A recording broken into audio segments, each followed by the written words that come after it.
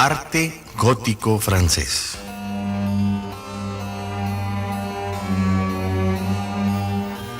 Estilo artístico que se desarrolló en Europa occidental entre los siglos XII y XVI, nacido en Francia a fines del siglo XII.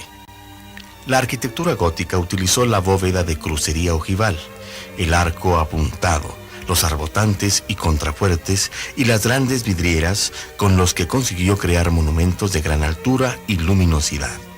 Además de las catedrales, de 3 o más naves con crucero, cabecera con friola y 3 torres, son numerosos edificios de arquitectura civil, lonjas, palacios, ayuntamientos. La escultura se incorporó a las fachadas, capiteles, sillerías, decoro y monumentos funerarios. La pintura, obra sobre tabla y manuscrito, miniados, se caracteriza por el uso de dorados y la riqueza del colorido. Este estilo se desarrolla de manera diferente en cada área geográfica, pudiéndose hablar de varios estilos dentro de unos rasgos comunes. Así, en el gótico francés hay una evolución dividida en varias etapas. La fase protogótica, Abadía de Saint-Denis, catedrales de Laon, Chartres y Notre-Dame de París, que abarcan las obras de la segunda mitad del siglo XIII. El gótico clásico se desarrolla en la segunda mitad del siglo XIII, Catedral de Amiens y Reims, y el gótico radiante, Sainte-Chapelle de París, como evolución final este gótico pleno del siglo XIII. El gótico no es solo arquitectura, pero se manifiesta muy especialmente a través de ella, porque la arquitectura, por definición y desde Grecia, es la síntesis de las otras artes. La región francesa que forma la cuenca de París, llamada Île-de-France, fue el centro geográfico del que emanó en la segunda mitad del siglo XII un nuevo lenguaje arquitectónico que se conoce como estilo gótico, denominado en su tiempo Opus Fusigenum, en razón de su origen. Este sistema constructivo quedó definido en apenas 50 años y alcanzó su apogeo en los primeros decenios de la centuria siguiente, momento en que se levantaron las grandes catedrales del período.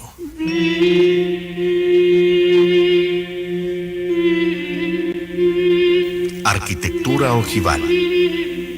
Antes de que se convirtiera en protagonista de un sistema constructivo coherente, la ojiva ya había dado señales de vida. Los precedentes pueden encontrarse tanto en la arquitectura musulmana como en algunos edificios románicos, italiánicos y franceses. No obstante, donde mejor se registran las modificaciones que desembocan en un gótico estilísticamente construido es en el románico aglomerado que entre finales del siglo XI y principios del XII presentaba ya abovedamientos de crucería.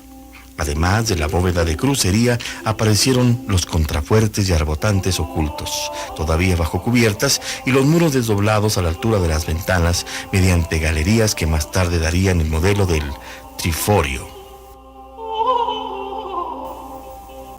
Iglesia abacial de Saint-Denis. Ciertamente, aunque elementos arquitectónicos como la ojiva y las bóvedas con nervaduras eran moneda corriente en los primeros decenios del siglo XII, las bases del auténtico arte gótico no empezaron a fijarse hasta que el abad Suger abordó la reconstrucción de la iglesia abacial de Saint-Denis, sede de una importante comunidad benedictina cercana a París. Y fue en Saint-Denis donde aquellos elementos, hasta entonces, adquirieron una personalidad nueva y engendraron un estilo diferenciado.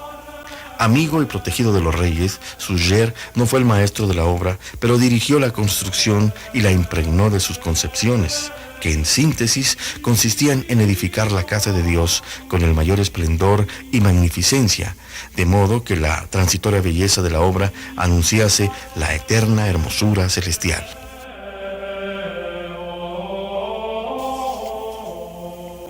Catedrales de la segunda mitad del siglo XII. Los monumentos que mejor ejemplifican la diversidad de tendencias que desembocarían en los edificios ideales del siglo XIII, encabezados por Chartres, son las catedrales de Nogent, Laon, Soissons y Notre-Dame de París. Todas ellas presentan un alzado de 4 plantas. Por encima de las grandes arcadas del primer nivel aparece la galería abovedada que colabora en la sustentación de la nave principal. luego una banda de arcos ciegos, coro de Nogent, un triforio, naves de Nogent y Laon, o pequeños rosetones, París, y por último los ventanales superiores, uno de 2 en cada tramo.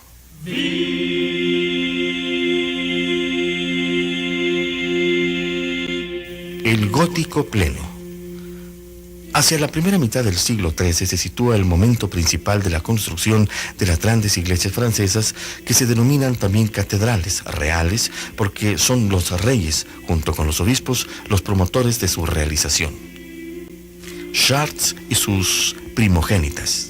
Su construcción, que se inició después de que un incendio devastara la iglesia románica, fue muy rápido. La nave, el coro y los brazos del transepto fueron concluidos años después. Aunque intervinieron varios arquitectos, lo esencial pertenece a la concepción establecida a finales del siglo XII. A la fachada occidental, con 2 torres, reto de la antigua edificación, sigue una nave con colaterales, un transepto de 3 naves inspirado en Laon y un coro de 5 naves con doble deambulatorio y capillas, que combina las plantas de Saint-Denis y Notre-Dame.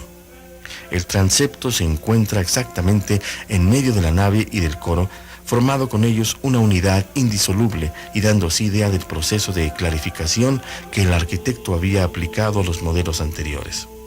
El alzado es de 3 plantas, siendo las arcadas inferiores y los vanos superiores separados por un triforio de la misma altura. La construcción de Saint-Étienne, Catedral de Bourges, se inició en 1195, año después de que se comenzaran los trabajos de reconstrucción de Chartres, en Francia, con la que difiere radicalmente. Su planta es un gran espacio interior potenciado por una arquería de proporciones gigantescas, carece de transepto y consta de una doble nave lateral que discurre a lo largo del edificio, distribución que se traduce en el exterior en las 5 portadas que componen la fachada occidental, reproducida a la derecha de estas líneas. Es evidente que la fuerza ascendente de la arquitectura gótica, con sus capiteles, pináculos y flechas apuntando hacia el firmamento, tiene un cabal sentido místico, pero es evidente también que tal espiritualidad por sí sola no hubiera llegado nunca donde llegó. Precisaba de más sólidos y terrenales fundamentos, precisaba de los medios materiales de una economía en crecimiento. Esta arquitectura permite mostrar en todo su esplendor a quien detenta el poder, posibilita la representación de brillantes fastos conmemorativos. Así nace la urbanización piramidal, con la catedral en el centro y los edificios jerarquizados por alturas a su alrededor. Este es el modelo de la ciudad que caracteriza a los burgos de la época gótica. Escultura. La evolución de la escultura en los primeros decenios del período gótico está estrechamente ligada al peso de la herencia románica. En esta época había proliferado una decoración esculpida subordinada a los imperativos de la arquitectura, regla de oro que siguió vigente hasta mediados del siglo XIII. Pero si bien la arquitectura respetada por la sociedad medieval como una especie de disciplina colectiva conservó su primacía, el nacimiento de las grandes catedrales góticas supuso al mismo tiempo la aparición de un nuevo concepto de portada esculpida, de modo que las estatuas ganaron protagonismo y empezaron a ser consideradas algo más que una mera ornamentación aplicada a las construcciones. Si antes del siglo XII la escultura de gran tamaño era escasa, más tarde se asistió al surgimiento de una nueva estatuaria monumental, la primera de alcance europeo desde el derrumbamiento del mundo clásico. La piedra de toque de este avance fue la invención de la estatua columna, que por primera vez aparecieron tal como el gótico las interpretaba en la fachada occidental de Saint-Denis. Los santos y demás figuras de grandes dimensiones que el arte románico parecía encajar en la armazón arquitectónico continuaron desempeñando su función simbólica, asociadas a las jambas de las portadas, pero tendieron a destacarse de los finos pilares, asumiendo un nuevo protagonismo. Fachada occidental de Chartres. Faltando la obra escultórica de Saint-Denis, solo la fachada occidental de la Catedral de Chartres permite conocer las formas que influyeron en la estatuaria primera del gótico. Las 3 portadas, muy imitadas en la segunda mitad del siglo XII, conservan los estilos de diversos maestros. Algunas estatuas, columnas, se caracterizaron por un aspecto rígido, con arcaicas vestiduras, todavía románicas, y una nula expresión anímica en los rostros.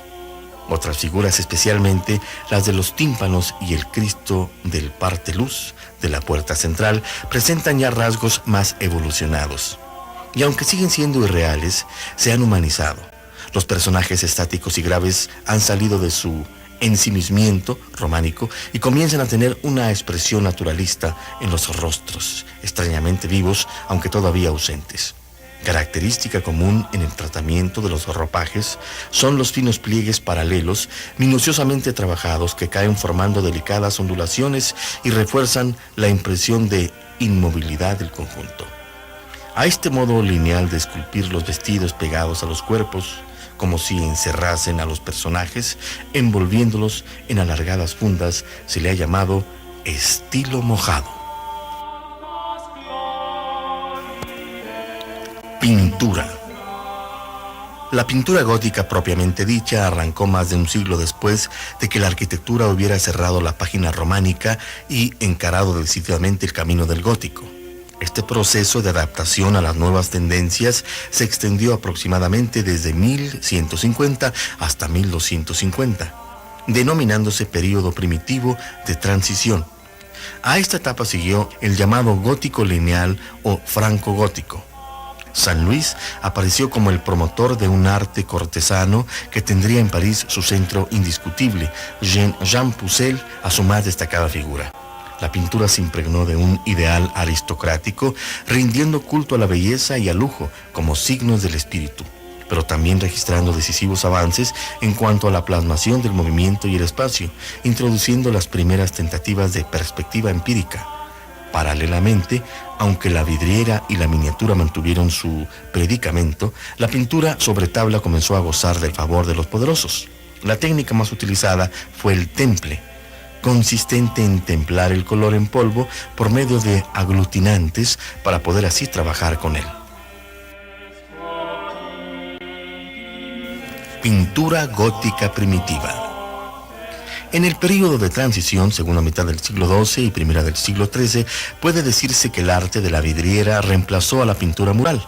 La importancia alcanzada en Francia por los ventanales historiados tuvo sus efectos en un ámbito tan específico como la ilustración de libros de culto y devociones, en la que los pintores encontraron un campo paralelo de actuación. De este modo, la miniatura incorporó una serie de técnicas empleadas por los maestros vidrieros, como fueron el dibujo rigurosamente lineal, la compartimentación de las escenas, los elementos ornamentales, el modelado de grisala y sobre todo los efectos y la gama cromática. Estos rasgos se pusieron de manifiesto en la confección de Biblias y salterios, entre los que destacan los realizados por artistas parisinos e ingleses. El triunfo del gótico lineal. Durante la segunda mitad del siglo XIII y la primera del siglo XVI, la pintura francesa evolucionó notablemente gracias al mecenazgo del rey Luis IX y sus sucesores. Convertido en centro cultural indiscutible y en encrucijada de las más diversas experiencias artísticas, el París cortesano impuso en esos años un estilo que ha sido denominado gótico lineal o franco-gótico, y mantuvo esa hegemonía a pesar del surgimiento de nuevos polos de influencia, con la irrupción de la pintura italiana.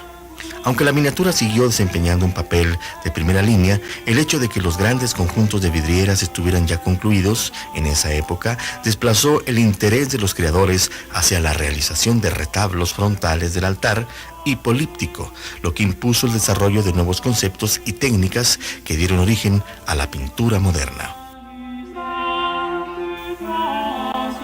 Esplendor de la miniatura francesa. El patrocinio de Luis IX fue tan importante en pintura como en escultura y arquitectura.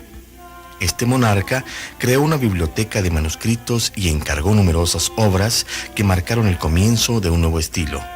En las miniaturas de estos libros, las figuras son de un nuevo tipo, mucho más humanizado y esbelto, con cuerpo de miembros delgados, largos y flexibles que hacen movimientos expresivos.